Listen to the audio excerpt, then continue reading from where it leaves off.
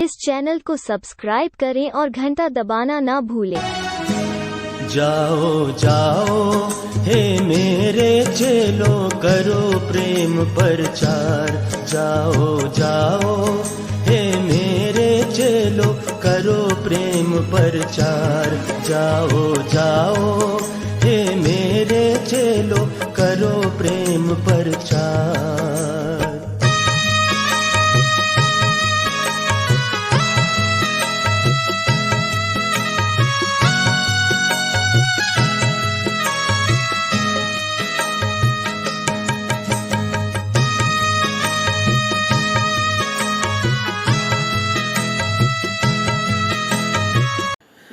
ਸਾਰੇ ਭੈਣ ਭਰਾਵਾਂ ਨੂੰ ਜੈ ਮਸੀਹ ਦੀ।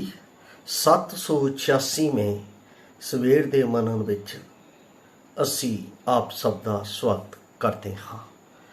ਅੱਜ ਦੇ ਵਚਨ ਦਾ ਮਨਨ ਕਰਨ ਤੋਂ ਪਹਿਲਾਂ ਅਸੀਂ ਪ੍ਰਾਰਥਨਾ ਵਿੱਚ ਜਾਵਾਂਗੇ। ਦਿਆਲੂ, ਕਿਰਪਾਲੂ, ਮਿਹਰਬਾਨ, ਪ੍ਰੇਮੀ ਪਰਮੇਸ਼ਰ, ਅਸੀਂ ਤੇਰਾ ਧੰਨਵਾਦ ਕਰਦੇ ਹਾਂ ਕਿ ਤੁਸੀਂ ਸਾਨੂੰ ਹੁਣ ਤੱਕ ਸੰਭਾਲਿਆ, ਆਪਣੀ ਕਿਰਪਾ ਹੇਠ ਰੱਖਿਆ ਔਰ ਸਾਨੂੰ ਪਰਮੇਸ਼ਰ ਪਿਤਾ ਰੋਜ਼ਮਰਾ ਦੇ ਮੰਨੇ ਨਾਲ ਸਾਨੂੰ ਤ੍ਰਿਪਤ ਕੀਤਾ ਕਿ ਅਸੀਂ ਤੇਰੇ ਰਾਜ ਵਿੱਚ ਪਾਏ ਜਾਈਏ ਔਰ ਤੇਰੇ ਰਾਜ ਦੀ ਮਹਿਮਾ ਅਤੇ ਵਡਿਆਈ ਕਰੀਏ। ਅੱਜ ਦੇ ਵਚਨ ਦੇ ਰਾਹੀਂ ਵੀ ਸਾਨੂੰ ਤੌਫੀਕ ਦੇ ਤਾਂ ਕਿ ਤੇਰੇ ਨਾਮ ਦੀ ਮਹਿਮਾ, ਤੇਰੇ ਨਾਮ ਦੀ ਵਡਿਆਈ ਅਸੀਂ ਆਪਣੇ ਜੀਵਨ ਵਿੱਚ ਕਰ ਸਕੀਏ। ਇਹ ਸਭੋ ਕੁਝ ਅਸੀਂ ਆਪ ਦੇ ਹੱਥਾਂ ਵਿੱਚ ਸੌਂਪਦੇ ਹੋਏ ਬੇਨਤੀ ਮੁਕਤੀ ਦਾਤੇ ਪ੍ਰਭੂ ਯਿਸੂ ਮਸੀਹ ਦੇ ਪਵਿੱਤਰ ਤੇ ਸਮਰਥੀ ਨਾਮ ਵਿੱਚ ਮੰਗਦੇ ਹਾਂ, ਆਮੀਨ। ਪਿਆਰੇ ਅਜ਼ੀਜ਼, ਅੱਜ ਦੇ ਜੋ ਵਚਨ ਦਾ ਮਨਨ ਦਾ ਭਾਗ ਮੈਂ ਲਿਆ ਹੈ ਉਹ ਲਿਆ ਹੈ ਰੂਤ ਦੀ ਪੁਸਤਕ, ਉਸ ਦਾ 2 ਅਧਿਆਏ, ਉਸ ਦੀ 2 ਆਇਤ ਵਿੱਚੋਂ, ਜੋ ਕਿ ਮੈਂ ਆਪ ਦੇ ਲਈ ਪੜ੍ਹ ਰਿਹਾ ਹਾਂ। ਇੱਥੇ ਲਿਖਿਆ ਹੈ,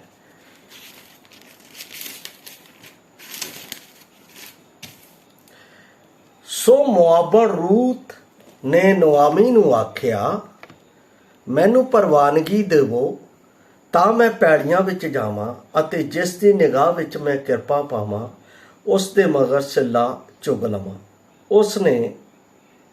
ਉਹਨੂੰ ਬੋਲੀ, ਜਾ ਮੇਰੀਏ ਧੀਏ, ਮੈਨੂੰ ਪ੍ਰਵਾਨਗੀ ਦੇਵੋ ਤਾਂ ਮੈਂ ਪੈਲੀਆਂ ਵਿੱਚ ਜਾਵਾਂ। ਰੂਤ ਦਾ ਪੁਸਤਕ ਦਾ ਜੋ ਆਧਾਰ ਹੈ ਉਹ ਪਾਪੀਆਂ ਦੇ ਉੱਤੇ ਦਇਆ ਕਰਨ ਦਾ ਹੈ।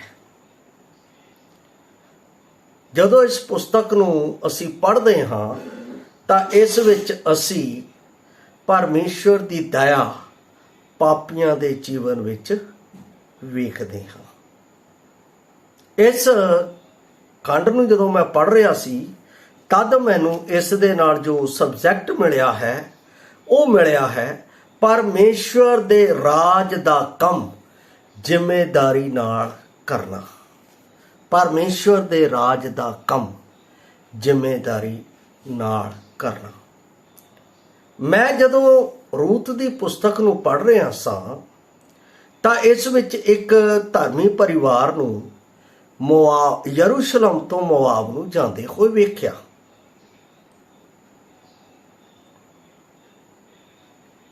ਯਰੂਸ਼ਲਮ ਤੋਂ ਮੋਆਬ ਵੱਲ ਜਾਂਦੇ ਦੇਖਿਆ। ਇਸ ਦਾ ਅਰਥ ਕੀ ਹੈ ਕਿ ਪਰਮੇਸ਼ਵਰ ਨੇ ਉਹਨਾਂ ਨੂੰ ਆਪਣਾ ਰਾਜ ਦਿੱਤਾ ਹੋਇਆ ਸੀ ਅਤੇ ਰਾਜ ਦੇ ਵਿੱਚ ਜਗ੍ਹਾ ਦਿੱਤੀ ਹੋਈ ਸੀ ਜਿਸ ਵਿੱਚ ਭਰਪੂਰੀ ਸੀ। ਉਸ ਭਰਪੂਰੀ ਨੂੰ ਛੱਡ ਕੇ ਉਹ ਪਾਪ ਦੇ ਉਸ ਸ਼ਹਿਰ ਵਿੱਚ ਚਲੇ ਗਏ ਜਿੱਥੇ ਮੌਤ ਉਹਨਾਂ ਦਾ ਇੰਤਜ਼ਾਰ ਕਰ ਰਹੀ ਸੀ।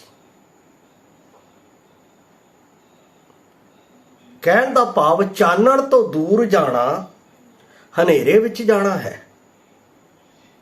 ਇਹ ਪਰਿਵਾਰ ਜਿਹੜਾ ਪਰਮੇਸ਼ਵਰ ਦਾ ਚੁਣਿਆ ਹੋਇਆ ਸੀ, ਜਿਹੜਾ ਪਰਮੇਸ਼ਵਰ ਦੀ ਇਬਾਦਤ ਕਰ ਰਿਹਾ ਸੀ, ਉਹ ਆਪਣੇ ਜੀਵਨ ਦੇ ਵਿੱਚ ਹੋਰ ਵੀ ਜ਼ਿਆਦਾ ਬਿਹਤਰ ਉન્નਤੀ ਪਾਉਣ ਦੇ ਲਈ ਪਰਮੇਸ਼ਵਰ ਦੇ ਉਸ ਘਰ ਨੂੰ ਛੱਡ ਕੇ ਸੰਸਾਰ ਦੇ ਉਸ ਘਰ ਵਿੱਚ ਚਲਾ ਗਿਆ ਜਿੱਥੇ ਮੌਤ ਉਹਨਾਂ ਦਾ ਇੰਤਜ਼ਾਰ ਕਰ ਰਹੀ ਸੀ। ਉੱਥੇ ਨੁਆਮੀ ਦਾ ਸਾਰਾ ਪਰਿਵਾਰ ਮੁੱਕ ਗਿਆ ਅਤੇ ਉਹ ਦੋ ਨੂੰਹਾਂ ਅਤੇ ਉਹ ਰਹਿ ਗਈ। ਤਦ ਨੁਆਮੀ ਨੇ ਵੀ ਉਹਨਾਂ ਨੂੰ ਕਿਹਾ, ਮੇਰੀ ਧੀਓ ਤੁਸੀਂ ਜਾਓ, ਹੁਣ ਮੇਰੇ ਕੋਲ ਬੱਚੇ ਨਹੀਂ ਜਿਹੜਾ ਕਿ ਮੈਂ ਤੁਹਾਨੂੰ ਕਰ ਦੇਵਾਂ। ਔਰਪਾ ਉੱਥੇ ਵਾਪਸ ਚਲੀ ਗਈ, ਪਰ ਰੂਤ ਮਾਂ ਉਸ ਦੇ ਨਾਲ ਪੂਰਾ ਵਿਸ਼ਵਾਸ ਕਰਕੇ ਉਹਦੇ ਪਿੱਛੇ ਚੱਲ ਪਈ। ਮੁਆਬ ਦਾ ਮਤਲਬ ਪਾਪ, ਪਾਪ ਦਾ ਬੀਜ ਹੈ। ਪਰ ਉੱਥੇ ਰੂਤ ਨੇ ਆਪਣੇ ਜੀਵਨ ਦੇ ਵਿੱਚ ਕਨਫੈਸਿੰਗ ਕਰਕੇ, ਆਪਣੇ ਜੀਵਨ ਦੇ ਵਿੱਚ ਤੌਬਾ ਕਰਕੇ ਨੁਆਮੀ ਦੇ ਨਾਲ ਉਸ ਦੇ ਦੇਸ਼ ਵਿੱਚ ਜਾਣ ਦਾ ਨਿਰਣੇ ਲਿਆ। ਇਹ ਬਹੁਤ ਵੱਡੀ ਗੱਲ ਹੈ। ਅੱਜ ਇਸ ਤਰ੍ਹਾਂ ਦਾ ਨਿਰਣੇ ਬਹੁਤ ਘੱਟ ਲੋਕ ਹੈ ਜਿਹੜੇ ਲੈਂਦੇ ਹਨ, ਔਰ ਇਸ ਨੂੰ ਲੈਣ ਵਾਸਤੇ ਬਹੁਤ ਘੱਟ ਲੋਕਾਂ ਦੇ ਵਿੱਚ ਜ਼ਿਗਰਾ ਹੈ। ਰੂਤ ਨੇ ਕਿਸ ਤਰ੍ਹਾਂ ਨਿਰਣੇ ਲਿਆ? ਉਸ ਨੇ ਕਿਹਾ, ਪਰ ਰੂਤ ਬੋਲੀ, ਮੇਰੇ ਅੱਗੇ ਤਰਲੇ ਨਾ ਪਾ, ਜੋ ਮੈਂ ਤੈਨੂੰ ਇਕੱਲਿਆ ਛੱਡਾਂ ਅਤੇ ਮਗਰੋਂ ਮੁੜਾਂ, ਕਿਉਂ ਜੋ ਜਿੱਥੇ ਤੂੰ ਜਾਵੇਂਗੀ ਉੱਥੇ ਮੈਂ ਜਾਵਾਂਗੀ, ਜਿੱਥੇ ਤੂੰ ਰਹੇਗੀ ਉੱਥੇ ਮੈਂ ਰਹਾਂਗੀ। ਤੇਰੇ ਲੋਕ ਮੇਰੇ ਲੋਕ ਅਤੇ ਤੇਰਾ ਪਰਮੇਸ਼ਰ ਮੇਰਾ ਪਰਮੇਸ਼ਰ ਹੈ। ਉਸ ਨੇ ਨੁਆਮੀ ਦੇ ਪਰਮੇਸ਼ਰ ਨੂੰ ਸਵੀਕਾਰ ਕੀਤਾ, ਜਿਹੜਾ ਜ਼ਿੰਦਾ ਪਰਮੇਸ਼ਰ ਹੈ। ਔਰ ਉਹ ਜ਼ਿੰਦਾ ਪਰਮੇਸ਼ਰ ਵਿਧਵਾ ਅਤੇ ਯਤੀਮਾਂ ਅਤੇ ਗਰੀਬਾਂ ਦਾ ਪਰਮੇਸ਼ਰ ਹੈ।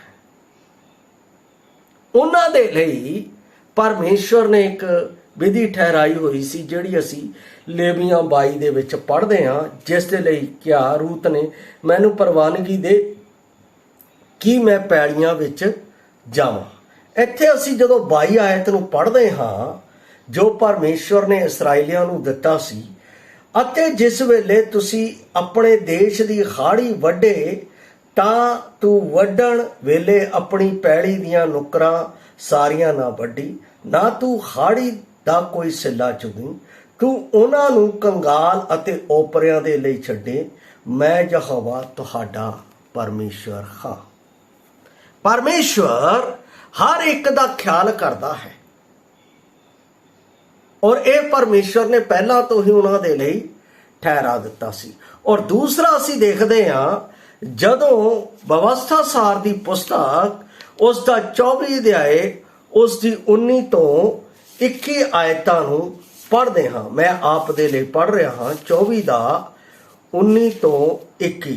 ਇੱਥੇ ਇਸ ਤਰ੍ਹਾਂ ਲਿਖਿਆ ਹੋਇਆ ਹੈ, ਪਰਮੇਸ਼ਰ ਦਾ ਵਚਨ ਕਹਿੰਦਾ ਹੈ, ਜਦ ਤੂੰ ਆਪਣੀ ਪੈਲੀ ਵਿੱਚੋਂ ਫਸਲ ਵੱਢੇ ਤਾਂ ਤੂੰ ਕੋਈ ਉੱਥੇ ਲਗਾ ਭੁੱਲ ਜਾਵੇ ਤਾਂ ਉਸ ਨੂੰ ਲੈਣ ਨੂੰ ਨਾ ਮੋੜੀ। ਉਹ ਪਰਦੇਸੀ ਯਤੀਮ ਵਿਧਵਾ ਲਈ ਹੋਵੇਗਾ, ਤਾਂ ਜੋ ਯਹੋਵਾ ਤੇਰਾ ਪਰਮੇਸ਼ਰ ਤੇਰੇ ਹੱਥ ਦੇ ਸਾਰੇ ਕੰਮ ਵਿੱਚ ਤੈਨੂੰ ਬਰਕਤ ਦੇਵੇ। ਇਹ ਇਸਰਾਏਲੀਆਂ ਦੇ ਲਈ ਪਹਿਲਾਂ ਤੋਂ ਹੀ ਪਰਮੇਸ਼ਰ ਨੇ ਰੱਖਿਆ ਸੀ। ਪਰ ਮੈਂ ਸੋਚਦਾ ਹਾਂ, ਜਿਹੜਾ ਚੁਗਣਾ ਹੈ ਜਾਂ ਜਿਹੜਾ ਉੱਥੇ ਲੱਭਣਾ ਹੈ, ਇਹ ਚੀਜ਼ ਬੜੀ ਸ਼ਰਮਦਾਇਕ ਔਰ ਬੜੀ ਮਿਹਨਤ ਔਰ ਬਹੁਤ ਜ਼ਿਆਦਾ ਆਪਣੇ ਆਪ ਨੂੰ ਘਾਟੇ ਦੀ ਸਮਝੀ ਜਾਂਦੀ ਹੈ। ਅਗਰ ਕਿਸੇ ਨੂੰ ਕਿਸੇ ਬੀਜ ਨੂੰ ਇਕੱਠਾ ਕਰਨ ਦੇ ਲਈ ਕਿਹਾ ਜਾਵੇ, ਬੜਾ ਔਖਾ ਹੁੰਦਾ ਹੈ। ਜਦੋਂ ਮੈਂ ਖੇਤਾਂ ਦੇ ਵਿੱਚ ਕਈਆਂ ਨੂੰ ਉਹ ਸਿੱਟੇ ਚੁਗਦੇ ਜਾਂ ਉਸ ਤਰ੍ਹਾਂ ਦੇਖਦਾ ਹਾਂ, ਤਾਂ ਇਹ ਕੋਈ ਆਸਾਨ ਕੰਮ ਨਹੀਂ ਹੈ। ਇਸ ਦੇ ਵਿੱਚ ਬਹੁਤ ਜ਼ਿਆਦਾ ਲੋਕ ਆਪਣੇ ਆਪ ਦੇ ਵਿੱਚ ਘਾਟਾ ਮਹਿਸੂਸ ਕਰਦੇ ਆ, ਸ਼ਰਮਿੰਦਗੀ ਸਮਝਦੇ ਆ। ਪਰ ਉਹ ਆਪਣੀ ਸੱਸ ਤੇ ਆਪਣੇ ਜੀਵਨ ਨੂੰ ਪਾਲਣ ਦੇ ਲਈ ਉਸ ਨੇ ਇਸ ਸਾਰੀ ਗੱਲ ਨੂੰ ਆਪਣੇ ਜੀਵਨ ਦੇ ਵਿੱਚ ਉਸ ਨੂੰ ਚੁਗਣ ਦੇ ਲਈ ਐਕਸੈਪਟ ਕਰ ਲਿਆ। ਅੱਜ ਪਰਮੇਸ਼ਵਰ ਦਾ ਸੰਦੇਸ਼ ਵੀ ਕੁਝ ਇਸ ਤਰ੍ਹਾਂ ਹੈ। ਪਰਮੇਸ਼ਵਰ ਨੇ ਜਦੋਂ ਅਸੀਂ ਮਰਕੁਸ ਰਚਿਤ ਸੁਸਮਾਚਾਰ ਉਸ ਦਾ 16 ਅਧਿਆਏ ਉਸ ਦੀ 15 ਆਇਤ ਨੂੰ ਪੜ੍ਹਦੇ ਹਾਂ, ਤਾਂ ਉੱਥੇ ਪਰਮੇਸ਼ਵਰ ਨੇ ਕਿਹਾ ਆਪਣੇ ਲੋਕਾਂ ਨੂੰ, ਜਿਨ੍ਹਾਂ ਨੂੰ ਉਸ ਨੇ ਚੁਣ ਲਿਆ ਸੀ, ਜਿਨ੍ਹਾਂ ਨੇ ਤੌਬਾ ਕਰ ਲਈ ਸੀ, ਉਹਨਾਂ ਨੂੰ ਕਿਹਾ कि जाओ जाके सर्वत सृष्टि दे विच मेरी खुशखबरी दा प्रचार करो। बाइबल बाणी दे विच कहंदा है, जिहड़ा मेरी बाणी करके शर्मांदा है, जिहड़ा मेरे करके शर्मांदा है या मेरे वचन नूं दस्सण ते शर्मांदा है, वो मेरे योग नहीं। जाके दसना है कि यीशु मसीह परमेश्वर है। ਉਹ परमेश्वर मेरे अते आप दे पापां दे लई स्वर्ग तो इस धरती ते आया अते मेरे अते आप दे पापां दा कर्ज उसने कालवरी क्रूस दे उत्ते सह लिया। उसने सारी शर्मिंदगी अते सारी लज्जा अते सारे कलंक नूं जो मेरे उत्ते सी उसने उत्थे सह लिया। उसने परमेश्वर दे हुक्म अनुसार मैनू अते आप नूं बचाउण दा काम इस धरती दे उत्ते कीता। बाइबल बाणी दे विच जदों असीं यरीहो जां कई दे बारे पढ़दे हां तां परमेश्वर उत्थे आखिरी वचन दे विच जदों असीं 11 आयत नूं पढ़दे हां तां कहंदा परमेश्वर दा पुੱਤਰ गुआचे होया नूं भालण एक एक नूं चुगण आया है।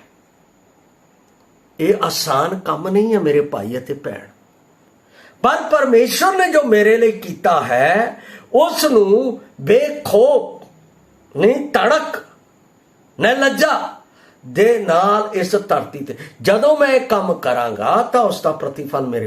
पहली गल है कि मैनू उसनूं स्वीकार करना पएगा अपने लोकां दे विच, अपने संसार दे, अपना समाज दे विच। इस गल नूं स्वीकार करना पएगा कि मसीह यीशु मेरे पापी दे लिए आया, मेरे पापी दे लिए मारिया गया, मेरे पापी दे लिए दफन किया गया अते मेरे पापी नूं बचाउण दे लई अते मुड़ स्वर्ग लिजाण दे लई मुर्दियां विचों जी उठिया। हुण ओह मेरा प्रभु आ, हुण मेरा जीवन मेरा नहीं, हुण ओहदा है। जदों असीं इस गल दा संसार दे विच इकरार करदे हां मेरे प्यारे अजीज, जिस तरह रूत नूं सिੱਟੇ चुगण दा प्रतिफल उसके जीवन दे विच मिलिया उसे तरह उस सानू भी मिलेगा। असीं मेहनत करनी है, जिम्मेदारी का काम दिता गया है। एक विश्वासी मेहनत कश विश्वासी है, वो आलसी विश्वासी नहीं है, वो हरामकारी करने वाला विश्वासी नहीं है, वो आदर अते आज्ञाकारी अते परमेश्वर दे हुक्म अनुसार चलण वाला विश्वासी है।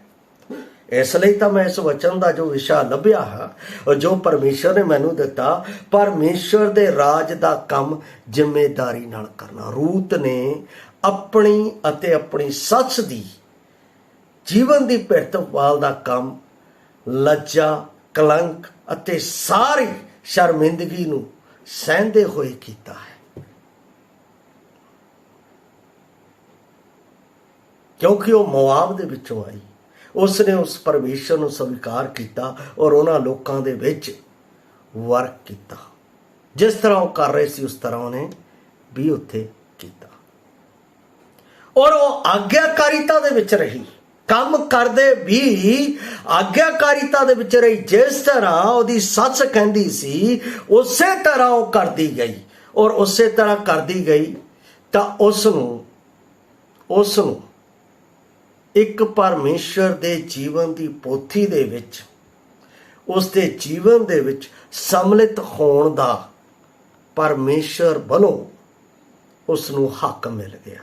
जिस तरह असीं बाइबल दे विच भी पढ़दे हां, जिन्हां ने उस नाम नूं स्वीकार किया उन्हां नूं परमेश्वर पुत्र होण दा हक मिल गया। कितनी अद्भुत गल है।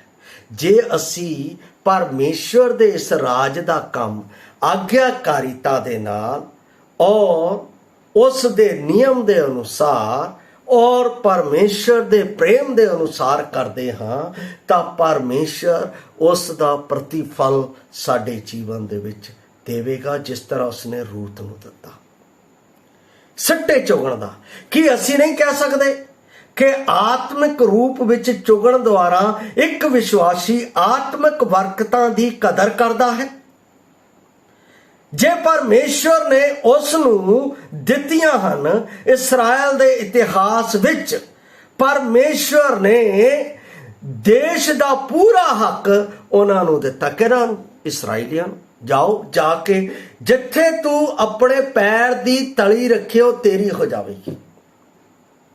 पैर रखण की गल कीती है तो इहदा मतलब यह है उन्होंने जितना पैना सी, उन्होंने युद्ध करना पैना सी, उन्होंने संघर्ष करना पैना सी, तां मिलना सी। पर देना परमेश्वर ने सी, क्योंकि परमेश्वर उन्हों का बल है, परमेश्वर उन्हों की शक्ति है। ये सब परमेश्वर वालों, पर उसकी अधीनताई दे विच, उसकी आग्ञाकारिता दे विच तद मिलता है।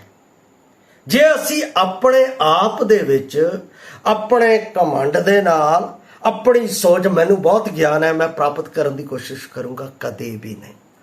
कितनी सुंदर गल है, सारा थां तेरा है, जिथे तू पैर रखेगा तैनू मिल जाएगा। उन्होंने कब्जा लेना पैना सी। इत्थे इसे तरह पौलुस ने बेहद भरोसे नाल कहा कि विश्वासियों नूं मसीह विच स्वर्गीय थावां विच सब प्रकार की बरकत दी है। हुण वो बरकत तो दे दी है, पर उसनूं हासिल करने दे लई सानूं मेहनत करनी पैनी है। रूत ने मेहनत की और मिल गया, उन्होंने फल मिल गया, उसनूं अधिकार मिल गया, उसनूं इस्राएल दे विच रहण दा हक मिल गया। उसका नाम इस्राएल दे वंश विच आ गया।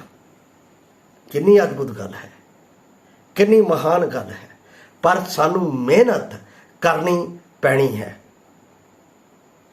पर इसने उसनू अरदास करन तो नहीं रोकिया कि अंदरूनी मनुख विच पवित्र आत्मा दे द्वारा एक खास काम होवे, ता जो संतां नू इन्हां सारियां आत्मक बरकतां दी चौड़ाई, लंबाई, ऊंचाई अते डूंघाई उन्होंने पता लग सके ते समझ सकन, अते जदों उस बरकत नू प्राप्त करन तां परमेश्वर दी वडियाई करन। अक्सर एक गाना मेरे जीवन दे विच आउंदा है।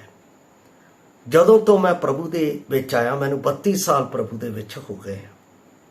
जदों मैं गाना सुनदा अक्सर मेरे जीवन दे विच मैनूं प्रभु दे विच होर भी उत्साह आंदा, गिन गिन के स्तुति करूं तेरे बेशुमार दानों के लिए।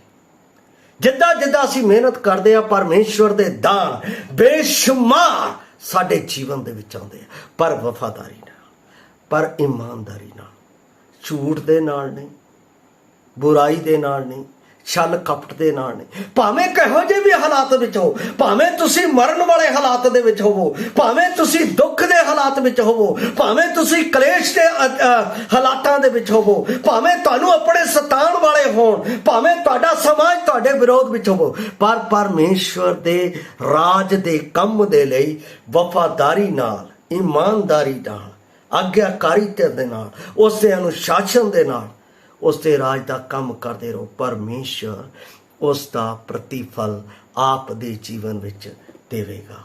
साडे जीवन इतिहास विच ये एक अनोखा दिन सी जद यसू ने सानू अपने ताई सद्या, अपने ताई सद्या ते असी जानिया कि साडे पाप माफ हो गए सन ते असी पवित्र आत्मा दे नाल मोहरबंद कीते गए ते एक चानण विच संतां दे हिस्से दे भागीदार बनाए गए ते भावें महिमा लई काबलियत विच विकास नहीं हो सकदा, फिर भी रसूल परमेश्वर दे सच्चे ज्ञान सदका विकास नूं भालदा है। जदों असी कोलोसियां दी पुस्तक 1:10 पढ़ते हैं अते असी इस गल दे उत्ते जदों ध्यान करते हैं तां सानू अफसोस, फिर भी असी किन्ने माड़े चुगण वाले हाँ। चुगण वालियां नूं माड़ी निगाह नाल देखदा है संसार। जदों असी परमेश्वर दा काम करते हैं, परमेश्वर दे काम दे पिछे चलते हैं, परमेश्वर दी वडियाई करते हैं, तां उस विच असी देखते हैं कि उन्हां नूं माड़े बहुत घटिया तरीके दे नाल संसार देखदा है अते उन्हां नूं मारदा अते कुੱਟदा है।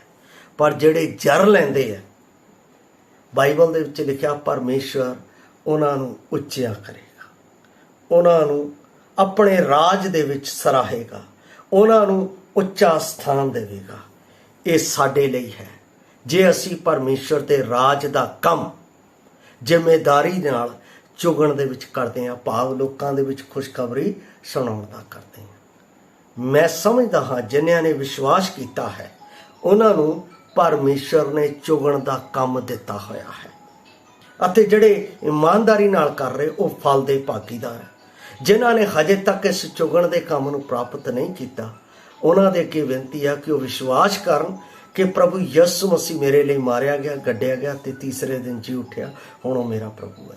ਪਰਮੇਸ਼ਰ ਕੋਲੋਂ ਉਹਨਾਂ ਨੂੰ ਵੀ ਇਹ ਜ਼ਿੰਮੇਵਾਰੀ ਦਿੱਤੀ ਜਾਵੇ ਕਿ ਉਹ ਵੀ ਸਵਰਗ ਰਾਜ ਦੀਆਂ ਸਾਰੀਆਂ ਗੱਲਾਂ ਦੇ ਭਾਗੀਦਾਰ ਹੋਣਗੇ। ਪ੍ਰਭੂ ਆਪ ਸਭ ਨੂੰ ਇਸ ਵਚਨ ਦੇ ਨਾਲ ਆਸ਼ੀਸ਼ ਦੇਵੇ। ਜੈ ਮਸੀਹ ਦੀ। ਮਰਨ